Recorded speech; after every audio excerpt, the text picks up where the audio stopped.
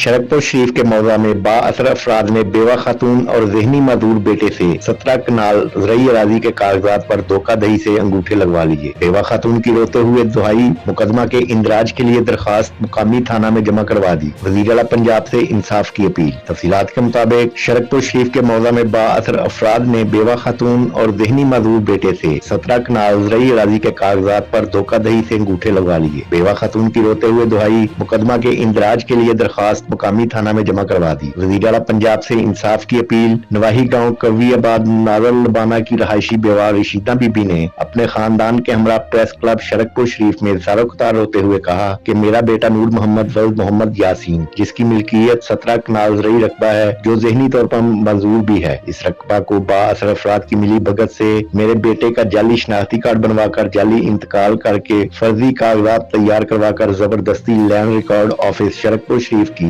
मिली बकत से दस्तखत और अंगूठे लगवाकर इंतकाल पास करवा लिया है। बाबर हुसैन वल्द अब्बास कौम जट सकना हकमवाला ने अपने नाम जमीन इंतकाल करवा के फौरी कब्जा भी कर लिया है, जबकि अब इस शख्स ने मेरे घर पर भी कब्जा कर लिया है। हम दर बदर की ठोकरें खाने पर मजबूर हैं। उन्होंने मजीद कहा कि मैंने बाबर हुसैन और उसके दीगर साथियों के खिलाफ इंदराज मुकदमा व कार्रवाई की दरखास्त मुकामी थाना में जमा भी करवा दी है। बेवा रशीदा बीबी ने ज़ारो-क़तार होते हुए कहा कि वज़ीर आला पंजाब मोहसिन नकवी IG पंजाब कमिश्नर लाहौर से मुतालबा करते हैं कि हमारी 17 कनाल ज़रई ज़मीन जाली इंतकाल करवाने वाले तमाम अफराद के खिलाफ मुकदमा दर्ज करके नाजायज काबज़ीन से कब्जा वागुज़ार कराया जाए और हमारे घर पर से नाजायज कब्जा छुड़ाया जाए। मुझे इंसाफ फराहम किया जाए ताकि मेरी दाद रसी हो।